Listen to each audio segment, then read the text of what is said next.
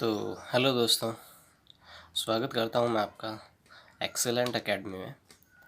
और अपन ने जो है 3.3 एक्सरसाइज का क्वेश्चन नंबर फर्स्ट और क्वेश्चन नंबर सेकंड जो है डिस्कस कर लिया था। आज जो है अपन शुरू करने वाले हैं क्वेश्चन नंबर 3 से। अगर आपने क्वेश्चन 1 और क्वेश्चन 2 नहीं देखा है तो प्लीज़ वो जाके देख लीजिए, क्योंकि उसके अंदर मैंने जो है मेथड ऑफ सब्स्टिट्यूशन को पूरा एकदम डिटेल सॉल्यूशन किया हुआ है, पूरा स्टेप बाय स्टेप पूरा लिखा था। अभी यहाँ पर जो है अपन लिखेंगे तो स्टेप बाय स्टेप ही करेंगे, लेकिन उसके अंदर जो है पूरा जैसे फर्स्ट टाइम किसी को कैसे एक्सप्लेन करते हैं उस हिसाब से उसमें बताया हुआ है। अगर आपने वो वीडियो नहीं देखा है तो पहले वो देख लें, जस्ट इससे इसके प्रीवियस लेक्चर ही है वो। तो आज अपन जो है शुरू करने जा रहे हैं क्वेश्चन नंबर थर्ड। क्वेश्चन है थर्ड। तो थर्ड क्वेश्चन में कुछ इस तरह से कह रखा है, from the pair of linear equation for the following problems and find their solution bye substitution method. मतलब सब्स्टिट्यूशन मेथड से जो आपको जो भी आपके ये जो पेयर्स दिए हुए हैं इन सब का आपको सॉल्यूशन निकालना है। तो इसमें जो है आप क्या कीजिए कि सबसे पहले जो इक्वेशन है उसको अपन इक्वेशन बनानी पड़ेगी सबसे पहले। तो देखो पहले क्या कह रखा है, the difference between two numbers, मतलब जो दो कोई नंबर्स हैं उनके बीच का डिफरेंस कितना है 26, and one number is 3 times the other, find them. मतलब एक नंबर जो दो आपको नंबर दे रखे हैं उन कह रहे हैं उन दो नंबर का अगर अपन डिफरेंस निकालते हैं या माइनस करते हैं ना तो उसका आंसर कितना आता है 26 आता है। फिर ये कह रहा है, एक और हिंट दिया है इसने कि वन नंबर इज़, मतलब जो आपका नंबर है ना, एक नंबर क्या है वो दूसरे नंबर का कितना है 3 टाइम्स है ना। एक नंबर जो है दूसरे नंबर का 3 टाइम्स है, तो नंबर्स को बताओ। तो देखिए ये कुछ पहेलियों की तरह क्वेश्चन होते हैं ये वाले, तो इनको सॉल्व कैसे करना है आप देखिए ध्यान से। तो अपन यहाँ पे अपन मान लेते हैं, let the first number, let the first number is equal to x and second number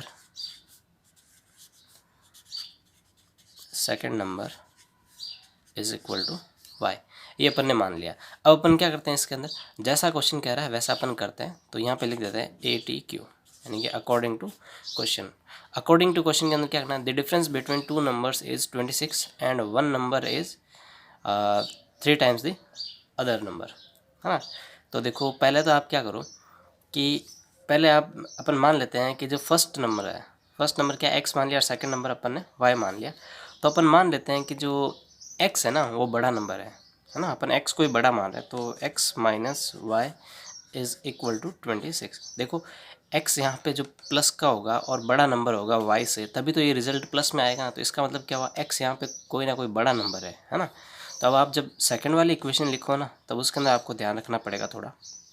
उसमें आपको ऐसा करना पड़ेगा कि जो फर्स्ट नंबर है वो सेकंड नंबर का कितना है 3 टाइम्स है, ये 3 टाइम्स हो गया। अब आप इसमें देख सकते हैं जो x है ना, x y से 3 टाइम्स बड़ा है, यानी कि यहाँ पे अगर बड़ा होगा ना तो बड़े में से छोटे को माइनस करोगे तो प्लस का 26 आएगा। आप अगर इसको ऐसा लिखते हो कि y माइनस एक्स लिखते हो, y minus x is equal to 26, अगर ऐसा लिखते हो ना तो यहाँ पे क्या आएगा y आएगा और यहाँ पे क्या आएगा x आएगा। ठीक है, तो ये आपको ध्यान रखना है। इसमें मेन यही है, बाकी दूसरा तो इसमें कुछ ही नहीं है, बाकी सॉल्यूशन इसका एकदम इजी है। तो यहाँ से आप जो है क्या कर सकते हैं कि x की वैल्यू निकाल लो इस इक्वेशन से। इस इक्वेशन से x की वैल्यू तो निकाली हुई है, x इक्वल टू 3y है। तो ये जो इक्वेशन की ये जो x की वैल्यू है इसमें आप रख दीजिए। तो यहाँ पे मैं लिख देता हूँ, put x equal to 3y in equation 1।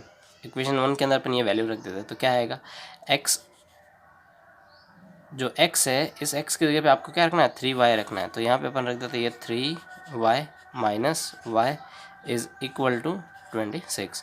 तो 3y minus y is equal to कितना आ गया, ये आ गया 2y इज़ इक्वल टू 26। इसको अब अगर आप आगे सॉल्व करोगे तो y की वैल्यू आपके पास में कितनी आ जाएगी 13। तो y की वैल्यू क्या आ गई 13। अब आप क्या करो, y की वैल्यू जो है या तो इक्वेशन 1 में रख दो या इक्वेशन 2 में रख दो, तो आपके पास में x की वैल्यू आ जाएगी। देखो अपन ने क्या किया, x की वैल्यू को इधर सब्स्टिट्यूट कर दिया ना। सब्स्टिट्यूट करने के बाद में जो आंसर है वो अपन ने निकाल लिया। अब अपन x की वैल्यू निकालेंगे। तो यहाँ पे मैं जो लिखता हूँ कि put the value of y in equation second में रख लेते हैं ताकि ये एक बार में हो जाएगा। तो x इज़ इक्वल टू 3 और y अपना जो 3y अपने पास में है तो y की जगह पे आपको क्या रखना 13 रखना। तो ये कितना है 13 इधर आ जाएगा। तो x इक्वल टू कितना आ गया, ये आ गया 13, 13 तिया 39। x इक्वल टू कितना आ गया 39। देखिए अगर आप में से अगर कोई हिंदी मीडियम वाला बच्चा भी अगर मेरे लेक्चर को देख रहा है तो अगर उसको हिंदी या इंग्लिश में कोई दिक्कत आ रही है, मतलब उसको इंग्लिश समझने में अगर कोई दिक्कत आ रही है तो आप जो है मेरे को कमेंट बॉक्स में बता देना। मैं उनके लिए जो है ना अलग से क्लास जो है स्टार्ट कर दूंगा और उसके अंदर जो है आपको सिर्फ और सिर्फ हिंदी में ही पढ़ा दूंगा मैं। ठीक है, तो अगर आप हिंदी मीडियम से हैं तो प्लीज़ ऐसे नहीं देख के चले जाएं, लेकिन एक बार बताएं ज़रूर मुझे। तो ये आ गया एक्स और वाई की वैल्यूज़। तो अब जो है आपको बताना है यहाँ पे hence the first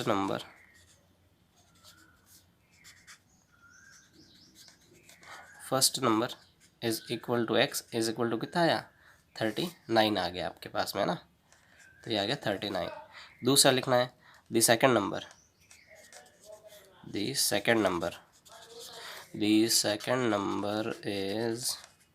is equal to y is equal to कितना आएगा 13 आ जाएगा। तो ये 13, तो ये आपका क्या हुआ, ये आपका आंसर हो गया।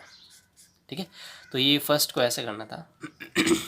आप चाहें तो स्क्रीनशॉट भी ले सकते हैं। ये यहाँ से शुरू 1 2 3 ओके ले लिया होगा, यहाँ पे भी ले लीजिए, आई थिंक ले लिया होगा। चलते हैं नेक्स्ट क्वेश्चन पे। तो नेक्स्ट क्वेश्चन में देखो क्या बोला हुआ है। नेक्स्ट क्वेश्चन में ये बोला हुआ है कि the larger of to supplementary angles. पहले तो आपको सप्लीमेंट्री एंगल समझना होगा क्या होगा, क्वेश्चन को तो अपन बाद में पढ़ेंगे आगे। तो देखो सप्लीमेंट्री एंगल्स का मतलब क्या होता है, जिनका सम कितना हो 180 हो, है ना। तो सप्लीमेंट्री एंगल्स कौन से होते हैं, सप्लीमेंट्री एंगल्स जिनका सम कितना हो, जो सम हो वो कितना होना चाहिए, सम 180 हो, वो क्या कहलाएंगे आपके सप्लीमेंट्री एंगल होंगे, जिनका सम 180 हो। अब आप मेरे को ये आप खुद कमेंट बॉक्स में बताएंगे कि जिनका सम 90 होता है उनको अपन क्या बोलते हैं। ठीक है, ये आपके लिए क्वेश्चन है कि जिन एंगल्स का सम 90 होता है उन एंगल्स को अपन क्या बोलते हैं। 180 वाले को तो सप्लीमेंट्री बोलते हैं, तो 90 जिनका सम आता है उसको अपन क्या बोलते हैं। ठीक है, तो ये आपके लिए होमवर्क के लिए क्वेश्चन हो गया। तो अब आपके जो है इसमें क्वेश्चन में देखते हैं क्या बोला आगे। The larger of to supplementary angles, मतलब दो एंगल्स है जिसमें से जो बड़ा वाला एंगल है ना वो वाला, उसकी बात हो रही है। Exceeds the smaller by 18 degree find them, है ना। जो बड़ा वाला एंगल है ना वो छोटे वाले एंगल से 18 डिग्री ज़्यादा है, मतलब 18 डिग्री क्या है वो ज़्यादा है। तो आप दोनों एंगल्स को बताओ, ये आपके पास में क्वेश्चन है। तो देखो सबसे पहला काम आपको इसने सबसे सिंपल शब्दों में बोला है कि सप्लीमेंट्री एंगल्स है। अगर सप्लीमेंट्री एंगल्स है तो उनका सम कितना होगा 180 होगा। तो अपन यहाँ पे लिख लेते हैं let smaller angle is equal to x और लार्जर एंगल को अपन मान लेते हैं क्या वाई।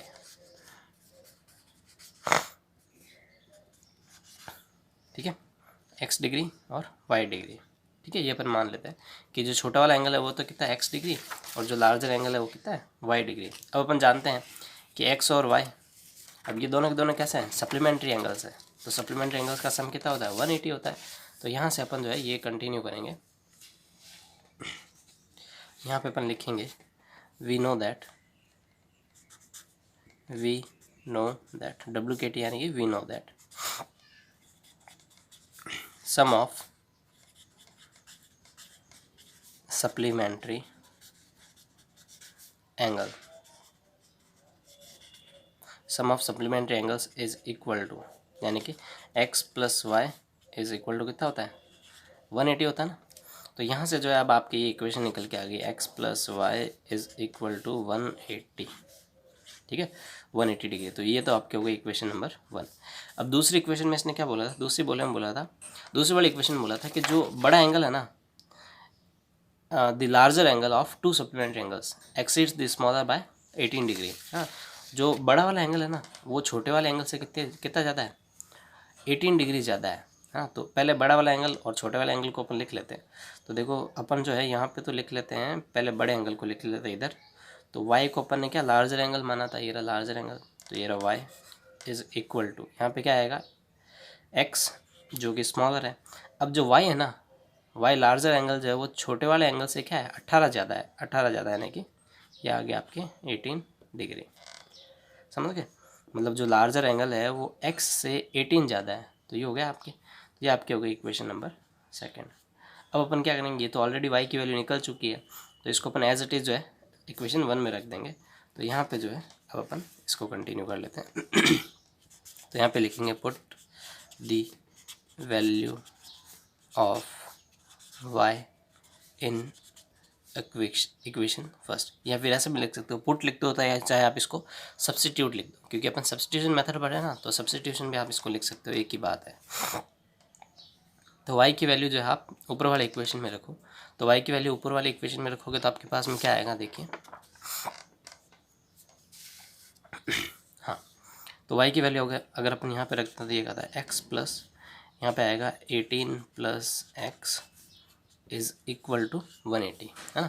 अब यहाँ पे आपके पास में क्या आ जाएगा, ये x प्लस, और देखो ये x और ये x तो कितना हो जाएगा 2x हो गया, और ये प्लस का 18 इज़ इक्वल टू 180। अब आप 18 को इधर भेज दीजिए, तो 18 को अपन इधर भेज देते, तो किसका हो जाएगा माइनस का हो जाएगा, तो 2x is equal to 180 minus 18। अगर 180 में से अगर आप 18 माइनस करोगे तो आपके पास में कितना बचेगा, ये बचेगा आपके पास में 162, है ना, 162 ही बचेगा, 70 और 80, ठीक है। और यहाँ पे क्या आएगा 2x। अब यहाँ से जो है आप x की वैल्यू निकाल लीजिए। तो x की वैल्यू जब आप निकालोगे तो x की मल्टीप्लाई में जो इसकी डिवाइड में चला जाएगा, तो 162 डिवाइड बाय 2। इसको अगर आप सॉल्व करोगे तो आपके पास ये कट होगा, 2 8 जा 16 और 2 1 जा 2, है ना, यानी कि 81 डिग्री आया। 2 8 16 और 2 1 2, यानी x इज इक्वल टू कितना आ गया 18 डिग्री आ गया, है ना। तो वहाँ x की वैल्यू जो है आप इक्वेशन 1 में रख दो, चाहे आप इक्वेशन 2 में रख दो, 1 में रख दो या फिर आप 2 में रख दो, तो आपके पास में y की वैल्यू भी आ जाएगी। तो मैं जो है इक्वेशन जो x की वैल्यू मैं y की इक्वेशन y वाली वैल्यू के अंदर रख रहा हूँ, यानी कि सेकंड इक्वेशन में रख रहा हूँ। तो यहाँ पे मैं लिख देता हूँ put x equal to 81 in equation second, है ना। सेकंड इक्वेशन में अगर आप रखते हो तो क्या आता है आपके पास में, y is equal to 18 plus, अब देखो x है तो x की जगह पे आपको क्या रखना, 81 रखना, तो ये रख दिया 81। तो इसको अगर आप सॉल्व करोगे तो आपके पास में क्या आएगा, 8 + 1 9 और 8 + 1 9, तो 99 डिग्री आया y। तो अब आप इसमें देख सकते हो ये 81 है और ये 90, ये आपके पास में 81 है और ये आपके पास में कितना आ गया 99 आ चुका है। तो अगर आप इसको ध्यान से देखोगे तो ये जो है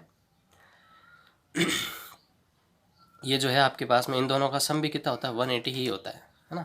तो अब जो है अपन इसको आगे और कंटिन्यू कर लेते हैं। तो इसमें जो है आपके पास में ये, हाँ, तो अब आप इसमें देख सकते हैं कि आपके जो है इन दोनों एंगल्स का जो सम है आपके 180 ही आ रहा है। वो 81 + 99 कितना होगा 180 हो जाएगा ना। अब यहाँ पे मैं जो आपके लिए लिख देता हूँ कि जो आपके स्मॉलर एंगल होगा, smaller angle is equal to, अपन ने स्मॉलर एंगल किसको माना था, अपन ने जो है स्मॉलर एंगल x को माना था। ये देखिए let smaller angle is x, तो x को माना था तो ये हो गया x डिग्री, और जो लार्जर एंगल था तो उसको अपन ने माना था क्या y डिग्री। लार्जर एंगल को अपन ने क्या माना था y डिग्री माना था, तो ये अपने x और y दोनों आ चुके हैं। अब जो है x इक्वल टू कितना है 81 डिग्री और ये कितना है 99 डिग्री, है ना। आप अपने आंसर का वेरिफिकेशन भी कर सकते हैं, जो कि मैंने आपको लास्ट लेक्चर में जो है ये सिखाया था कि आप जो है किस तरह से अपने आंसर को वेरीफाई कर सकते हैं। आप x और y की वैल्यूज़ को जो है ना इक्वेशन फर्स्ट या इक्वेशन सेकंड में किसी में भी रख दीजिए। अगर ये इक्वेशन सेटिस्फाई होती है, यानी कि यहाँ पे x की वैल्यू कितनी आ जाएगी 81 और y की कितनी आ जाएगी 99, तो ये इक्वेशन क्या हो रही है, ये सेटिस्फाई हो रही है। इधर भी 180 इधर भी 180 आ जाएगा, तो इसका मतलब ये अपना आंसर एकदम करेक्ट है। आई होप आपको ये समझ में आ गया होगा। अब आप जो इसका स्क्रीनशॉट ले सकते हैं, 1 2 3, ओके ले लिया होगा। ये भी आप स्क्रीनशॉट ले लीजिए, ओके। अब जो है अपन नेक्स्ट क्वेश्चन पे चलते हैं। तो नेक्स्ट क्वेश्चन के अंदर क्या है, ये आपके ये लिखा हुआ है इसके अंदर, ये देखो ये क्वेश्चन जो है अपन बहुत बार कर चुके हैं ऐसे क्वेश्चंस को, मतलब ऐसे क्वेश्चंस आपके सेकंड एक्सरसाइज में भी है, थर्ड एक्सरसाइज में भी शायद एक था। तो ये क्वेश्चन ना करते 3-4 बार ऐसे क्वेश्चंस आपके रिपीट हो चुके हैं, है ना। The coach of a cricket team buys 7 bats and 6 balls for 3800 rupees. Later she buys 3 bats and 5 balls for 1750 rupees. Find the cost of each bat and each ball. मतलब ये कोई coach था cricket team का और वो market गया, उसने क्या करा है कि 7 तो उसने बैट खरीद लिए और 6 उसने क्या खरीद ली, बॉल्स खरीद ली। 7 बैट और 6 बॉल्स जब उसने खरीदी ना, तो उसको जो दुकानदार था उसको ना उसने 3800 रुपये दिए ना, 3800 रुपीज़ उसको दिए, ठीक है। फिर बाद में कुछ समय बाद में वो वापस गई, अच्छा ये तो सही है गया क्या लड़की है तो कुछ समय बाद में वो वापस गई और उसने क्या खरीदा कि 3 बैट खरीद लिए और 5 क्या खरीद ली, बॉल्स खरीद लिए। अब 3 बैट और जब 5 बॉल्स खरीदी तो उसने कितने रुपए दे दिए, उसने दे दिए 1750 रुपये उसने दिए, है ना। यानी कि रेट क्या हो गई, रेट का तो अपन कुछ अभी कह नहीं सकते, एक बैट या बॉल कितने की हो तो निकालना पड़ेगा, लेकिन 3 बैट लिए और 5 बॉल ली तो उसके लिए उसने 1750 रुपये पे किए।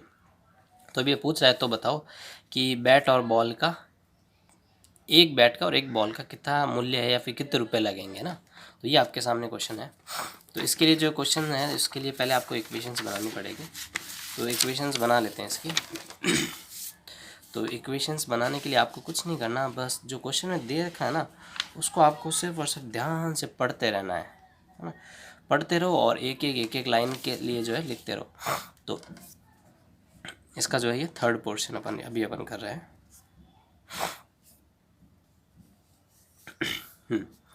तो अभी अपन यहाँ पे अपने को पता नहीं है बैट का कितना रुपया है या बॉल का कितना रुपया, तो अपन मान लेते हैं कि लेट कॉस्ट ऑफ 1 बैट, एक बैट की जो कॉस्ट है वो x रुपये है, और कॉस्ट ऑफ 1 बॉल, एक बॉल की जो कॉस्ट है वो कितनी है, y रुपीज़ है ना। ये x रुपीज़ और ये y रुपीज़ है। अब इसमें क्या करना है आपको, पहले बोल रखा है कि बाइज 7 बैट्स एंड 6 बॉल्स, मतलब 7 तो बैट खरीद ली और 6 बॉल खरीद ली। तो देखो एक चीज़ मुझे बताओ कि अगर एक बैट x रुपये का है तो 7 बैट कितने रुपए के हैं, एक बैट अगर x रुपये का है तो 7 बैट कितने के होंगे, 7x के हो जाएंगे। अगर एक बॉल y रुपये की है तो 6 बॉल कितने की होगी, 6y की होगी, है ना। तो यही तो बात है। तो यहाँ पे मैं लिख लेता हूँ cost of 7 bats is equal to, है ना, एक बैट की क्या है x है तो 7 बैट्स की कितनी हो जाएगी, 7x। दूसरा यहाँ पे लिखते हैं कॉस्ट ऑफ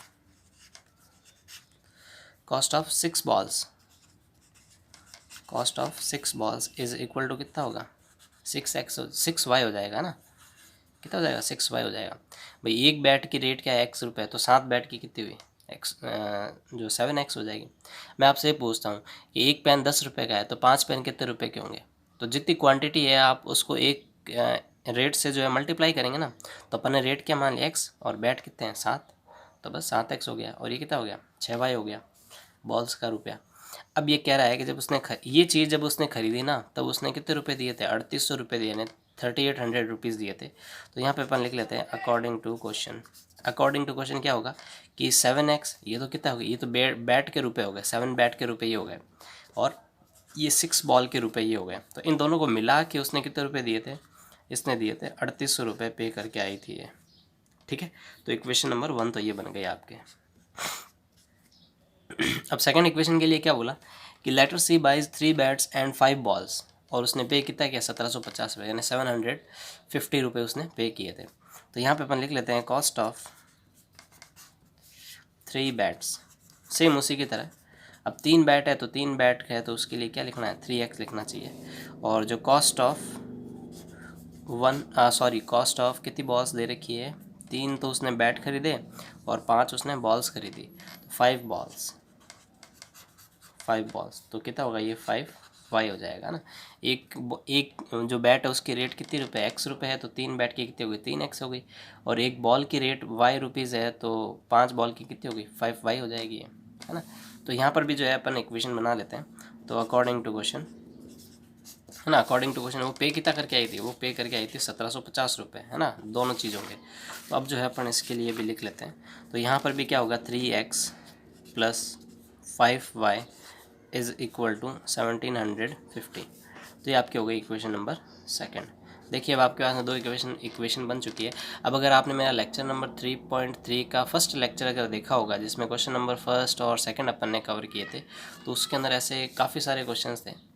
तो वहाँ से अगर आप एक बार इसको पॉज करके करना चाहें तो आप इसको ट्राई करिए ज़रूर, नहीं तो फिर इसको फिर मैं करवा ही रहा हूँ।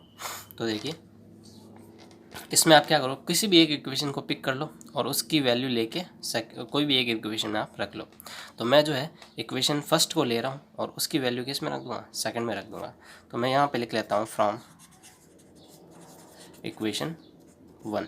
इक्वेशन 1 से अपन क्या करते हैं, ये 7x plus 6y is equal to 3800 है, ये इक्वेशन है अपने पास में। अब अपन क्या करते हैं, इसमें से आप यूँ करो, x की वैल्यू निकाल लो। तो x की वैल्यू अगर आप निकालोगे तो आपके पास में कितना आएगा, x इज़ इक्वल टू, ये तो 3800 एज इट इज़ है, इस 6y को इधर भेजोगे तो किसका हो जाएगा, माइनस का हो जाएगा ये। अब 7 इसके क्या मल्टीप्लाई में है, तो इसके कहाँ जाएगा, ये डिवाइड में चला जाएगा, ये डिवाइड में चला गया। तो यहाँ से अपने के पास में x की वैल्यू आ गई। अब ये x की वैल्यू अपन इक्वेशन नंबर सेकंड में रख देते हैं। तो यहाँ पे देखो, यहाँ पे मैं लिख देता हूँ,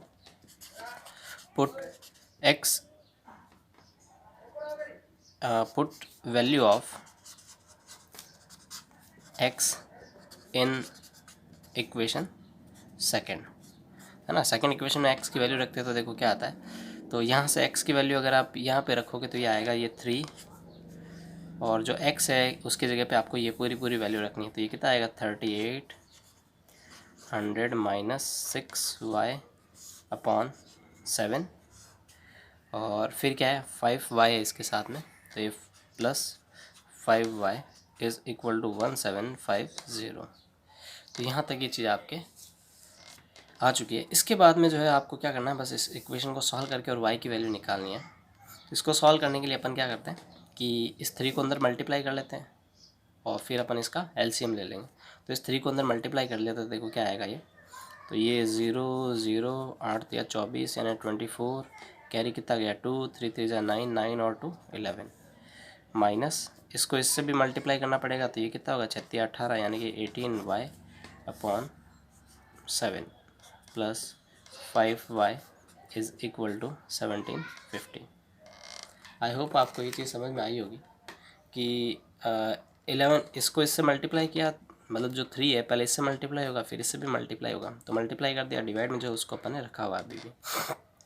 अभी अपन क्या कर लेते हैं, इसके अंदर इसका एलसीएम लेके और इसको अपन सॉल्व कर लेते हैं। तो इसका एलसीएम ले लेते हैं जल्दी से। तो इसका एलसीएम लोगे तो एलसीएम कितना आएगा, इसका 7 आएगा आपके पास में। तो एलसीएम इसका 7 आ चुका है और फिर इसको आगे अपन सॉल्व कर लेते हैं। और तो इसका जो है ओवरऑल अगर आप देखोगे तो एलसीएम कितना है, 7 आया, ये कितना आएगा 11400 माइनस 18y प्लस, है ना। अब इसके नीचे कुछ नहीं है तो क्या है, 1 है इसके नीचे, है ना, कुछ नहीं है तो क्या है इसके नीचे 1 है ना। तो 1 है तो इसका मतलब इसको अपन ये जो है 7 से मल्टीप्लाई देगा। तो 7 3 जा 7 5 जा 35 यानी 7 5 35, y इज़ इक्वल टू 1750।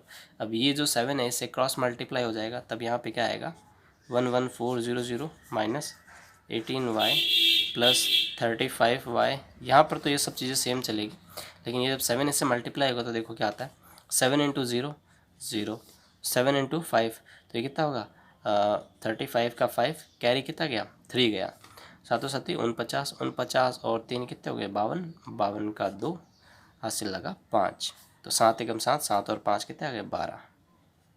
तो ये आएगा आपके पास में। ये एक बार फटाफट वेरीफाई करते हैं, 0 का 0, 7 5 35 का 5 ऐसे लगाते हैं, 7 7 49 49 और 2 कितने हो गए 52, 52 का 2 हासिल लगा 5, 7 एकम 7, 7 और 5 12, ठीक है एकदम करेक्ट है।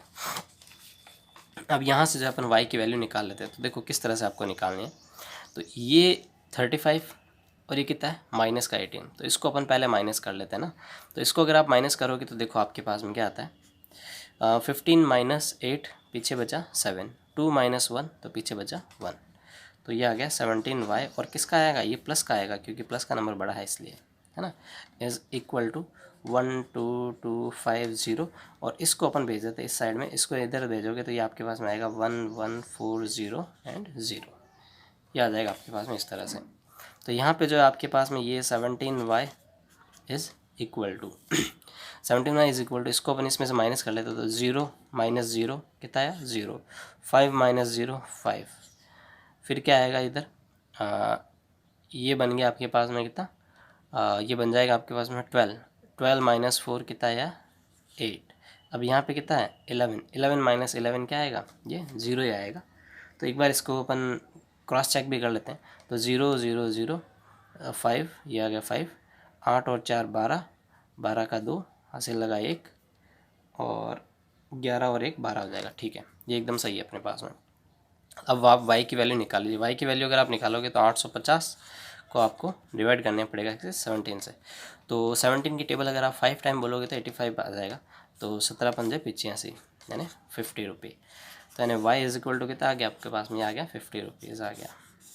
ठीक है, और अब आप क्या करो, ये y की वैल्यू ना आप किस में रख दो, आप इस देखो आपके पास में ऑप्शन, अब 3 ऑप्शन आप तीनों जगह पर रख सकते हो।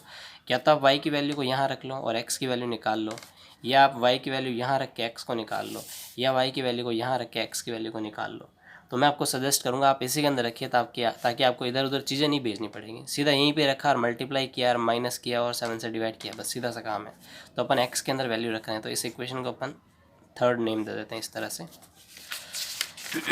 तो यहाँ पे मैं लिख देता हूँ, put y is equal to 50 in equation third, है ना। इक्वेशन थर्ड के अंदर अपन रख देते हैं। इक्वेशन थर्ड अपने पास में क्या है, x is equal to 3800 minus 6y upon 7, है ना।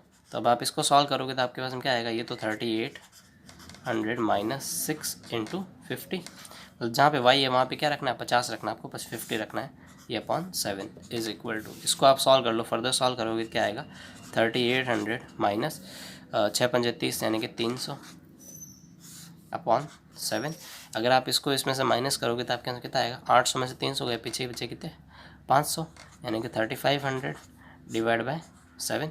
अगर आप 7 को इससे डिवाइड करोगे तो 7 पंजे 35 0 0 यानी 500 रुपये आ गए। तो x इक्वल टू कितना आ गया 500 रुपये, ये आ गया आपके पास में x की वैल्यू, और ये आ गया आपके पास में y की वैल्यू। तो अपन ने जो है x किसको माना था, अपन ने x माना था किसको, बैट को, और y बॉल को क्या माना था अपन ने, y रुपीज़ माना था ना। एक बैट की कीमत कितनी रुपये, x रुपये, और एक बॉल की कीमत कितनी है, y रुपीज़ है। तो ये अपन ने माना था। आप चाहो तो इसका वेरिफिकेशन भी कर सकते हो, तो वेरिफिकेशन भी आप करना चाहो तो इक्वेशन 1 या इक्वेशन 2 जो है सेटिस्फाई होनी चाहिए, तो आप इसके अंदर वैल्यू रख सकते हो। तो यहाँ पे जो है अब आप लिख सकते हो कि cost of 1 bat, cost of 1 bat is equal to 500 rupees, और cost of 1 ball is equal to 50 rupees. आप खुद जानते हैं कि बॉल सस्ती आती है और बैट महंगा ही आता है, तो ये 50 रुपये का यार बैट 500 रुपये का बैट वही महंगा ही आता है, बॉल सस्ती आती है। तो उस हिसाब से अपने ये भी क्वेश्चन हुआ कंप्लीट।